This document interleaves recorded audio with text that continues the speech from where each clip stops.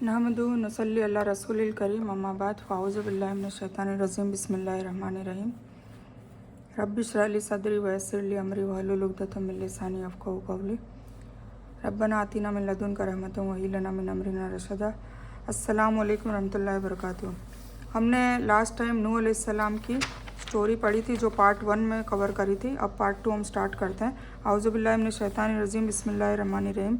सूरह सफ़ात में भी बयान है कि हमें कैसे उनको और उनके साथी जो मोमिन हैं और उनके घर वालों को बचा लिया। सूरह अनकबूत में फरमाया, और हमने नूह अलैहिस्सलाम को उनकी कौम में भेजा, फिर 50 बरस कम हज़ार में, मतलब 950 साल तकरीबन, उनको अजाब ने आ पकड़ा। मतलब 950 साल दावत देते रहे नूह अलैहिस्सलाम, उसके बाद उनकी कौम को अजाब ने आ पकड़ा जो ईमान नहीं लाए, जो जालिम थे। और हमने नूह अलैहिस्सलाम को और कश्ती वालों को नजात दी और उन लोगों को दुनिया के लिए निशानी बना दिया। फिर इसी तरह अल्लाह ताला ने सूरह कमर में भी मज़ीद फरमाया, उनसे पहले नूह अलैहिस्सलाम की कौम ने तकज़ीब मतलब झुटलाया, अल्लाह के मतलब सिर झुटलाया, तो उन लोगों ने हमारे नबी को कहा कि दीवाना है और उन्हें डांटा भी। तो नूह अलैहिस्सलाम अपने रब से दुआ की कि अल्लाह ताला, मैं इनके मुकाबले में कमज़ोर हूँ, तू इनसे बदला ले। बस हमने ज़ोर से मैं के दरवाज़े खोल दिए और ज़मीन पर चश्मे जारी कर दिए और पानी एक जगह जमा हो गया। और हमने नूह अलैहिस्सलाम को एक कश्ती में सवार कर लिया जो तख्तों और मेखों से तैयार की गई थी। वो हमारी आँखों के सामने चलती थी। ये सब हमने उस शख्स के इंतकाम के लिए किया जिसको काफिर न मानते थे, और उसको एक इबरत बनाकर छोड़ा। तो कोई है जो सोचे समझे, सो देख लो कि मेरा अजाब और डराना कैसा हुआ। और हमने कुरान को समझने के लिए आसान कर दिया है। तो कोई है जो सोचे समझे, है ना। ये देखो आ गया कि कुरान शरीफ को हर किसी का समझ के पढ़ना फ़र्ज है जो अरबी नहीं है। अज़मी मतलब हम लोग अज़मी हैं, जो अरबी कंट्री में नहीं रहते, अरबी लैंग्वेज को नहीं समझते, नहीं जानते, वो अज़मी होते हैं। और अज़मी को तो समझ के पढ़ना भी फ़र्ज है, अरबी पढ़ना भी फ़र्ज है और समझ के पढ़ना भी फ़र्ज है। ये अल्लाह ताला कुरान में खुद फरमा रहे हैं कि हमारा डराना कैसा है, और हमने कुरान को समझने के लिए आसान कर दिया है। तो कोई है जो सोचे और समझे, मतलब कुरान को समझे। नूह अलैहिस्सलाम ने दुआ की है, परवरदिगार तू वद और सवा और यगूस और यऊक और नसर को भी तर्क न करना। मतलब ये जो 5 जो नाम अभी मैंने लिए हैं, ये बुजुर्ग थे और ये दीनदार थे, पर इनकी मोहब्बत में लोगों ने धीरे धीरे क्या करा, इनके इब्लिस ने इनको बरखलाया कि इनकी मोहब्बत में इनकी तस्वीर बनाई जाए। तस्वीर के बाद मुजस्समे मतलब मूर्तियाँ बनाने लगे। मूर्ति बनाने के लाग फिर उसकी आगे आने वाली नस्लों ने धीरे धीरे उसकी पूजा पाठ करना शुरू कर दिया। तो इस तरीके शिर्क वापस से फैल गया नूह अलैहिस्सलाम की कौम के बाद। इसीलिए नूह अलैहिस्सलाम ने उसी वक्त दुआ कर दी कि ये वद है, स्वा है, यगूस है, यऊक और नसर को भी तर्क न करना, मतलब इनको छोड़ना मत। परवरदिगार उन्होंने बहुत लोगों को गुमराह कर दिया है, तू उनको और गुमराह कर दे। आखिर में वो अपने गुनाहों के सबब की गर्क आब कर दिए गए, फिर आग में डाल दिए गए। तो उन्होंने अल्लाह के सिवा किसी को मददगार न पाया।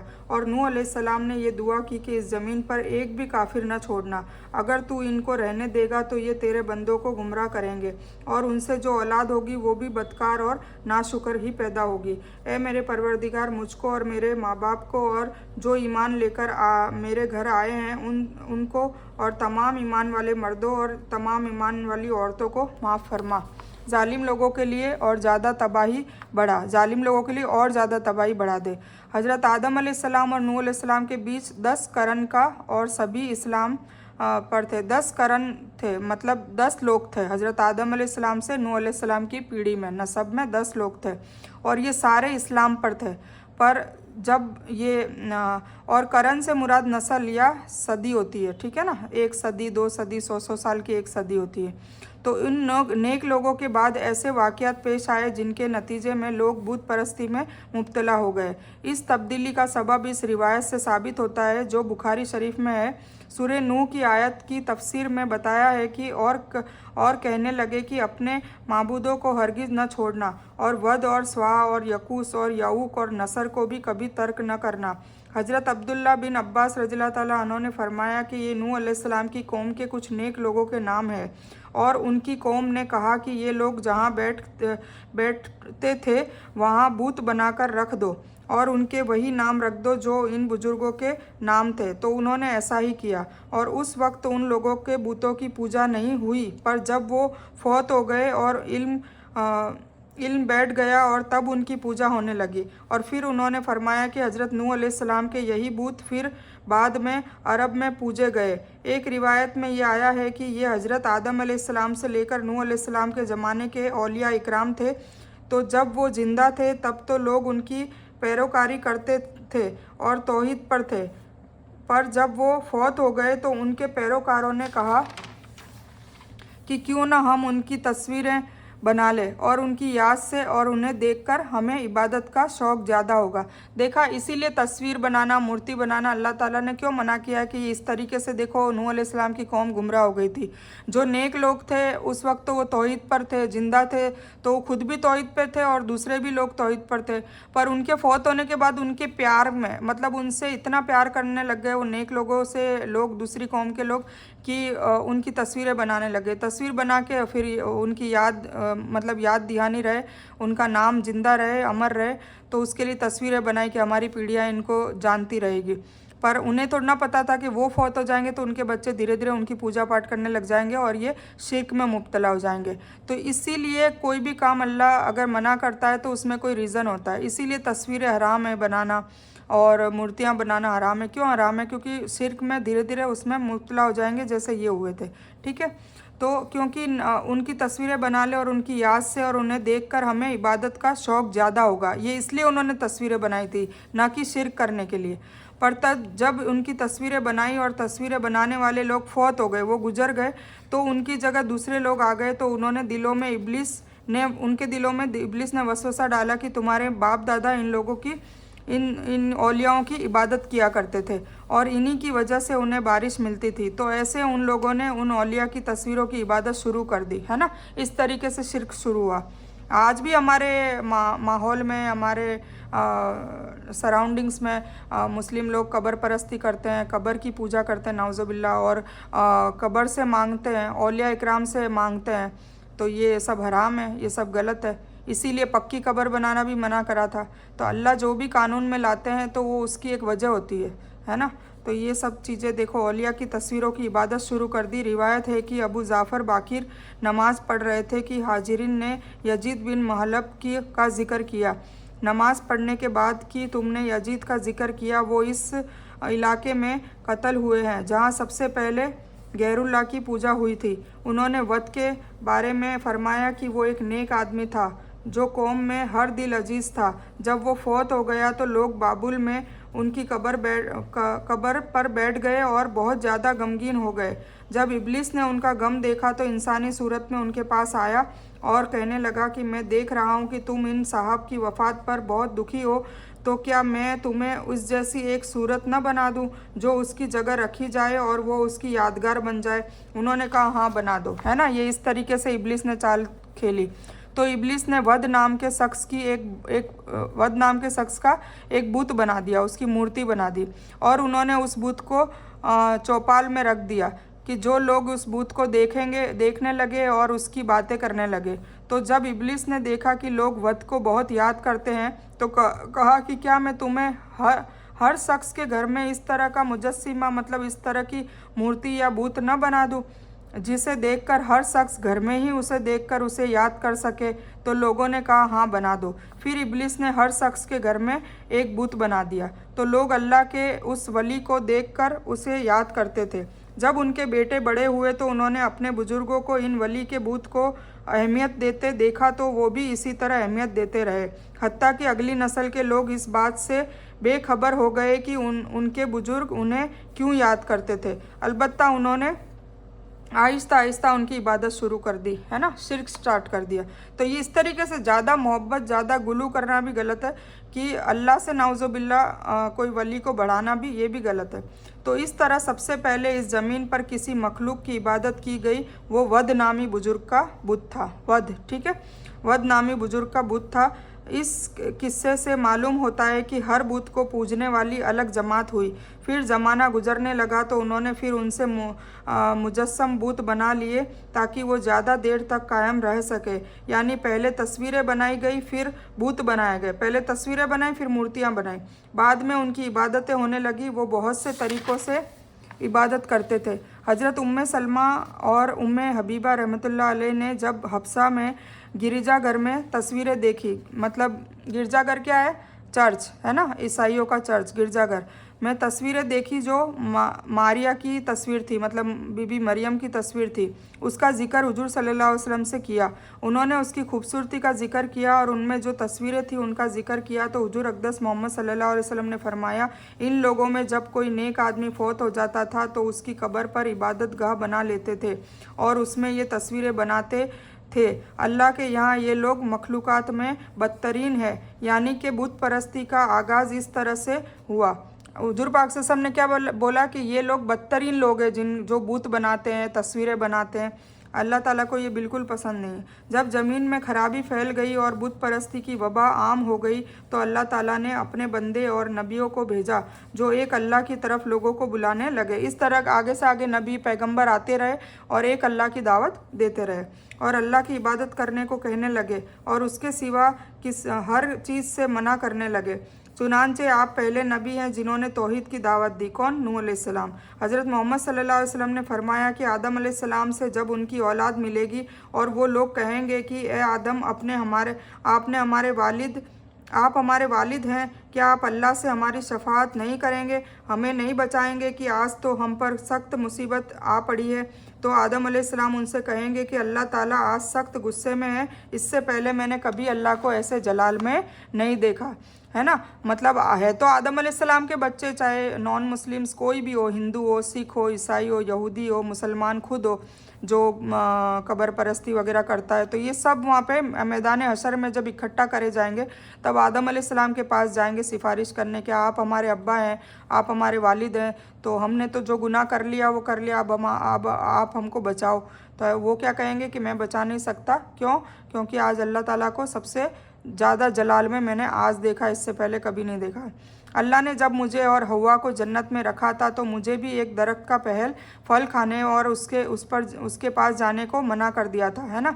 तो मैं उस गलती के सोच में फ़िक्रमंद हूँ और कहने लगे कि हाय मेरी जान, नफसी नफसी, है ना। हर कोई नफसी नफसी करेगा, इवन सारे नबी, हुजूर पाक सल्लल्लाहु अलैहि वसल्लम के अलावा सारे नबी नफसी नफसी करेंगे। अपनी दुनिया में कोई एक गलती की वजह से वो डर रहे होंगे, ठीक है। और इसी वजह से आदम अलैहिस्सलाम के पास जब सारे बच्चे जाएंगे कि हमें बचा लें, तो वो कहेंगे कि मैं तो अपनी खुद की एक गलती जो फल खाने के लिए मना किया था वो खा के जो गलती करी है, मैं उसके लिए अभी तो फ़िक्रमंद हूँ कि मेरा क्या हशर होगा। तो मेरी जान मतलब नफसी नफसी, मैं तो अपनी जान की फ़िक्र में हूँ, तुम लोग यहाँ से जाओ। तो तुम लोग किसी और नबी के पास जाओ, तुम नूह अलैहिस्सलाम के पास चले जाओ। तो लोग नूह अलैहिस्सलाम के पास आकर कहेंगे कि ए नूह अलैहिस्सलाम, आप ज़मीन वालों की तरह माबूस होने वाले पहले नबी हैं, रसूल हैं। अल्लाह ताला ने आपका नाम शुक्रगुजार रखा है।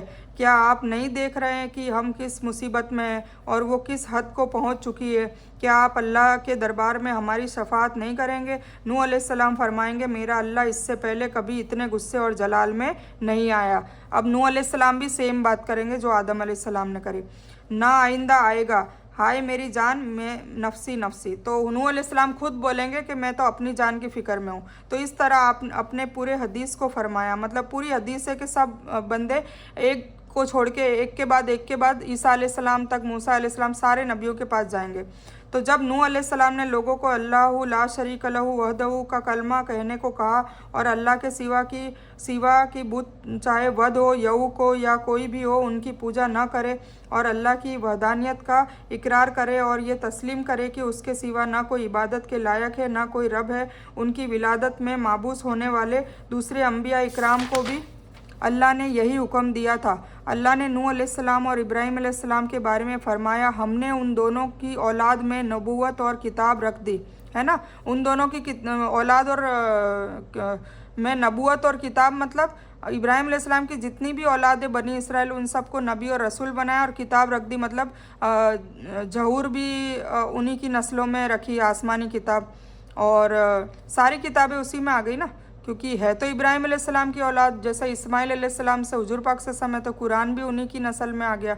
तो चारों की चार किताब, तौरेत, जबूर, इंजिल और कुरान तो रख दी। यानी नूह अलैहिस्सलाम के बाद आने वाला हर नबी उनकी औलाद से था, और यही शान इब्राहिम अलैहिस्सलाम की है। इसी तरह सूरह नहल में अल्लाह ताला ने फरमाया, और हमने हर जमात पे पैगंबर भेजा। हर कौम में एक पैगंबर अल्लाह ताला ने भेजा जो इन्हीं की कौम में से था, और कहा सिर्फ अल्लाह ही की इबादत करो और बूतों की पूजा करने से बचो।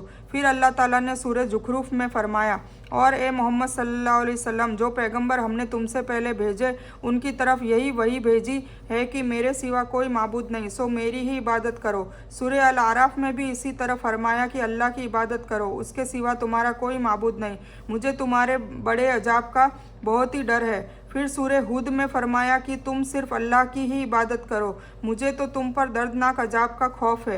इन आयत में अल्लाह ताला ने यह बयान फरमाया है कि नूह अलैहिस्सलाम ने लोगों को हर तरह तबलीग की, रात को भी की और दिन को भी की, तन्हाई में भी की और एलानिया भी की, तगरीब के ज़रिए भी की और तरकीब के ज़रिए भी की, लेकिन कोई तरीका कारगर न हुआ, बल्कि अक्सर लोग गुमराही, बुत परस्ती और सरकशी में पर अड़े हुए रहे। हर वक्त आपसे दुश्मनी करते रहे, आपको और आप पर ईमान लाने वालों को बुरा भला कहते रहे, उन्हें शहीद कर देने और ज़िला वतन कर देने की धमकियां भी देते रहे, उन्हें उनकी बेइज्जती करते और ज़्यादा से ज़्यादा तकलीफ़ देते रहे।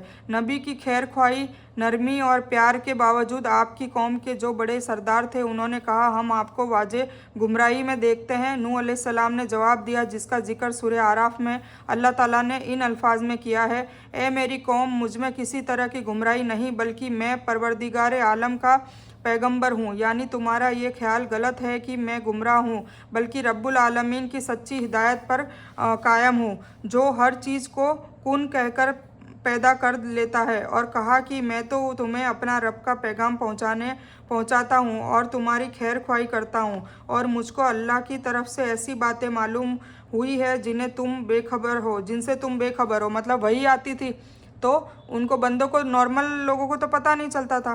नूह अलैहिस्सलाम की वफ़ात का वक्त आया तो आप अपने बेटे से फरमाया, मैं तुझे नसीहत करता हूँ और तुझे दो कामों का हुक्म करता हूँ और दो कामों से मना करता हूँ।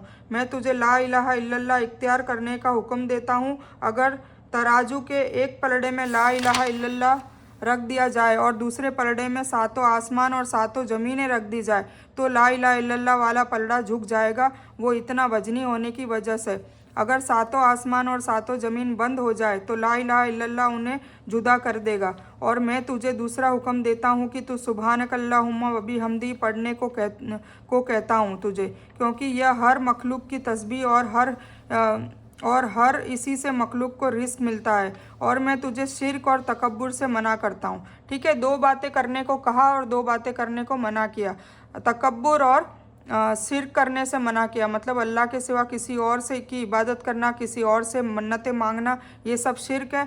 और घमंड करने को मना किया। और ला इलाहा इल्लल्लाह मतलब सिर्फ़ और सिर्फ एक अल्लाह की इबादत करना, सिर्फ़ और सिर्फ अल्लाह से ही मदद मांगना, सिर्फ़ और सिर्फ अल्लाह से ही मन्नतें मांगना। और सुबहानल्लाहि व बिहम्दी मतलब अल्लाह का हर चीज़ में शुक्र अदा करना। तो दो काम करने को कहा, दो काम नहीं। अब देखो, इससे मैं थोड़ा सा रुक कर एक चीज़ बताना चाहूँगी कि हर नबी, और जब जितने हम पढ़ेंगे ना नबियों की स्टोरीज़, और हम जब कुरान शरीफ का तर्जुमा भी स्टार्ट करेंगे इंशाल्लाह, तो तब आप लोगों को यही समझ में आएगा कि अल्लाह ताला ने बार बार एक ही चीज़ बताई है कि सिर्फ़ और सिर्फ अल्लाह से मदद मांगना, सिर्फ़ और सिर्फ अल्लाह की इबादत करना, सिर्फ़ और सिर्फ अल्लाह ही एक माबूद है ना। तो ये अब हमें अपने गिरेबान में झांक के देखना है कि हम क्या करते हैं। क्या हम अल्लाह के सिवा किसी और से मदद तो नहीं मांग रहे? क्या हम अल्लाह के सिवा किसी और की इबादत तो नहीं कर रहे? नाउज़ुबिल्लाह, हम किसी और के नाम का कुछ तो नहीं कर रहे? तो ये सब हमें देखना चाहिए, क्योंकि कई बार क्या होता है कि हम हमारे बुज़ुर्गों की जो आदतें हैं और बुज़ुर्गों की इबादत की जो तरीके हैं वो हम सीख के और हम वही उसी पर चलते रहते हैं, जबकि हमें कुरान को सीखना और समझने का हुक्म इसीलिए अल्लाह ने दिया है कि हम उसको समझें और उसमें सही तरीका ढूंढें। हो सकते हैं हमारे बुज़ुर्ग सही भी हो, पर वो कुरान से मैच हो रहे हैं और सही है तो वो सही है। बाकी कोई भी कैसे भी बुज़ुर्ग हो, कोई भी हो, अगर वो कुरान और हदीस से टकराते हैं तो फिर वो बात उनकी गलत है, क्योंकि कुरान और हदीस कभी गलत नहीं हो सकते। और ये हुजूर पाक सल्लल्लाहु अलैहि वसल्लम का हुक्म है कि कोई भी अगर मेरी बात से, मेरी बात मतलब हदीस, कोई भी हदीस से कोई भी ऐसी बात टकराती हो जो आप सवाब समझ के कर रहे हैं और अगर पता चल गया कि गलत है तो उसको उसी वक्त छोड़ दें। अगर तुम मुझे मुझे मेरे इश्क में मुब्तला हो, मुझे चाहते हो, मुझे सरदार समझते हो, किसको? हुजूर पाक सल्लल्लाहु अलैहि वसल्लम को। तो हमें भी ये सब चीज़ें अपनी अपनी धीरे धीरे हमें देखना चाहिए कि क्या हम ऐसी चीज़ों में मुब्तला तो नहीं है, क्या हम ऐसी चीज़ें इबादत समझ के तो नहीं कर रहे हैं जो हकीकत में इबादत नहीं है, गुनाह है, और क्या हम ऐसी चीज़ें नहीं कर रहे हैं जो इबादत है और हम उसको गुनाह समझ के छोड़ रहे हैं। तो ये सब चीज़ें समझने के लिए, सीखने के लिए हमें कुरान पढ़ना पड़ेगा। जब तक हम कुरान नहीं समझेंगे, क्योंकि कुरान समझना हर अजमी पे फ़र्ज है। हम अभी तक यही समझते आए कि रोज़ा, नमाज, हज, ज़कात और तौहीद फ़र्ज है, पर नहीं, कुरान को समझना भी फ़र्ज है। ठीक है, तो आप ये स्टोरी में खुद ही देख रहे हैं कि कितनी बार सूरह ज़ुखरूफ में, सूरह आराफ में, सब में बार बार यही आया कि एक अल्लाह, और सारे पैगंबर आए, सारे नबी आए, उन्होंने यही दावत दी कि एक अल्लाह को मानो, बुत परस्ती मत करो, कब्र परस्ती मत करो, किसी और से मत मांगो, सिर्फ़ और सिर्फ अल्लाह से मांगो, है ना। तो ये सारी चीज़ें हैं। तो क्या बताया कि शिर्क, और एक ऐसा गुनाह है जो शिर्क है वो कभी माफ़ नहीं किया जाएगा। ये ध्यान रखना आप लोग, कभी शिर्क को माफ़ नहीं किया जाएगा। बाकी हर गुनाह समुंदर के झाग के बराबर भी होंगे। तो अल्लाह इतना रहमान है कि वो तौबा मांगने पर, दिल से तौबा मांगेंगे, अगर हम दिल से आजिज़ी करेंगे और हम हमेशा के लिए इस गुनाहों से छुटकारा पा लेंगे और हम बचेंगे इससे, तो इंशाल्लाह हमारे सारे गुनाह माफ़ हो जाएंगे। तो शिर्क और तकब्बुर ये अल्लाह ताला को बेहद बुरा लगता है। तो नूह अलैहिस्सलाम ने अपने बेटे को ये वसीयत में बताकर गए थे। तो तकब्बुर का क्या मतलब है? क्या ये बात तकब्बुर है कि किसी की जूते अच्छे हो, किसी ने कपड़े अच्छे पहने हो? फरमाया नहीं, मैंने कहा कि ये तकब्बुर है कि किसी के पर चादरों का जोड़ा हो और वो उसे पहने। मैंने कहा कि ये तकब्बुर है तो किसी के पास सवारी के लिए जानवर हो? फरमाया नहीं, मैंने कहा किसी के दोस्त हो, वो उनके पास बैठे हो? फरमाया नहीं। फिर तकब्बुर होता क्या है? अब उनके बेटे पूछ रहे हैं कि भाई तकब्बुर क्या है? किसी के पास अच्छा जोड़ा है, ये तकब्बुर है? किसी के पास सवारी है, ये तकब्बुर है? किसी के पास अच्छे दोस्त हैं, ये तकब्बुर है? तो नूह अलैहिस्सलाम ने कहा नहीं, तकब्बुर ये नहीं है। उन्होंने फरमाया कि तकब्बुर ये है कि आप सल्लल्लाहु अलैहि वसल्लम ने फरमाया कि हक बात का इनकार करना और दूसरों को हकीर समझना।